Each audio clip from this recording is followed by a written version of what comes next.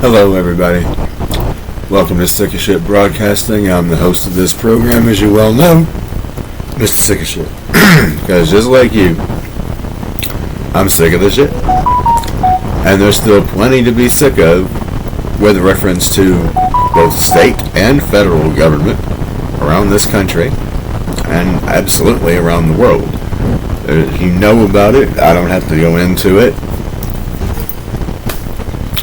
I'm just going to say this.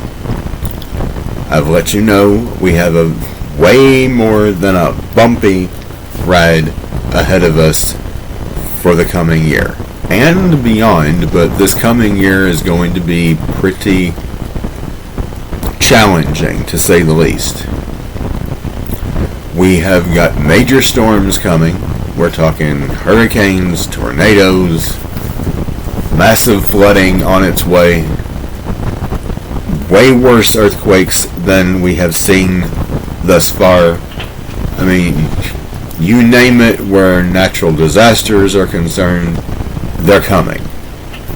And that's not even to include all of the civil and social unrest that we have very likely. Well, it's coming. It's not just likely, it's coming.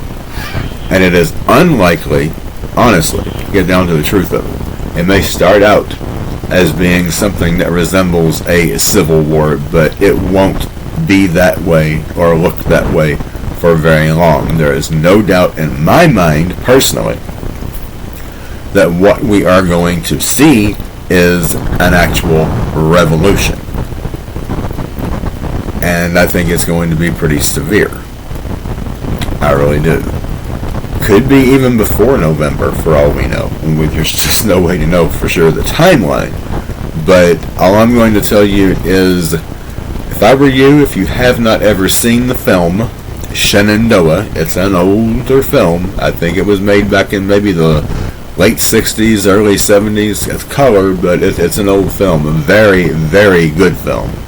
I would strongly recommend seeing that, and I would strongly recommend taking what I call the Shenandoah Approach until it gets to a point that you absolutely can no longer continue to do that. And if you have a good look at that film, you will see what I'm talking about. The main character stays out of it for as long as he can, and then once it gets to the point that it has profoundly affected his family, then it's his war. He's got his own individual war to be fighting.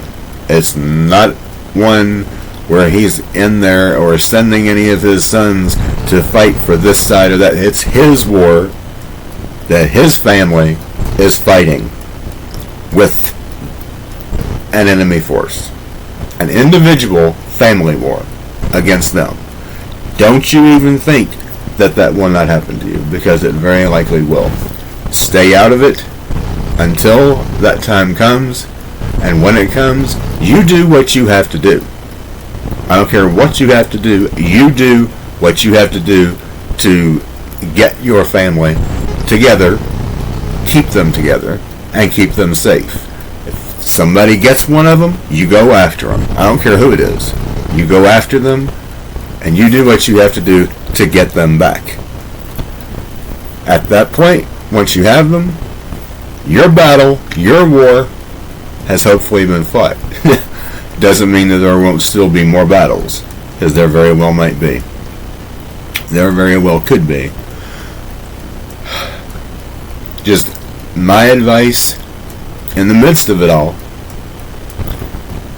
do the best you can until the time comes that all this goes down. Do everything you can to prepare for it as best as you can. What you haven't been able to do, or what you have not been able to ascertain, trust God for the rest. That's all you have to do.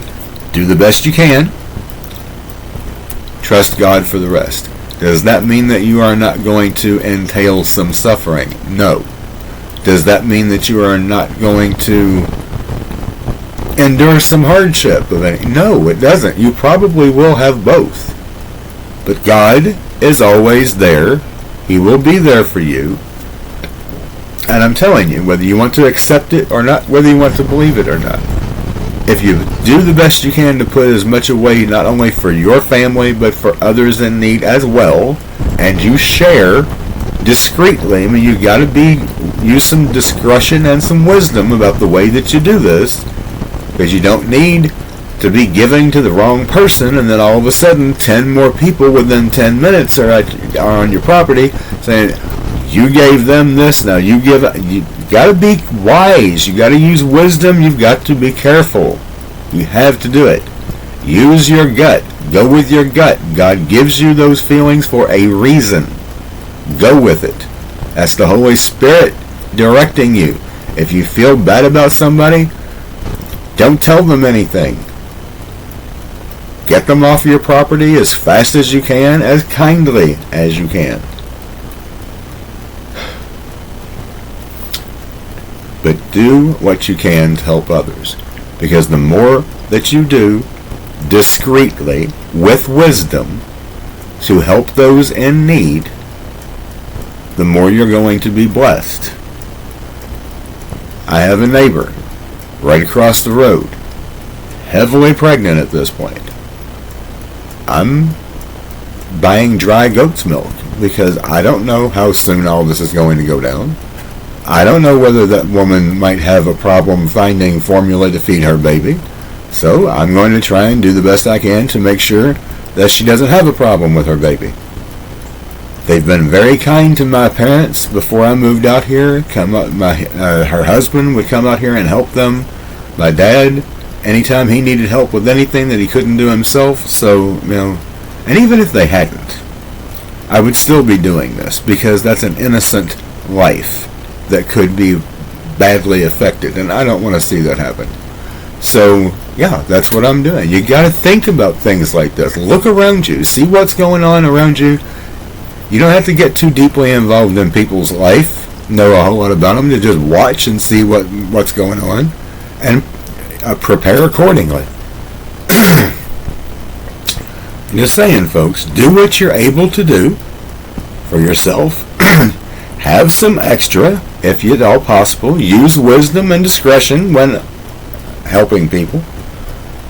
But God helps those who help others.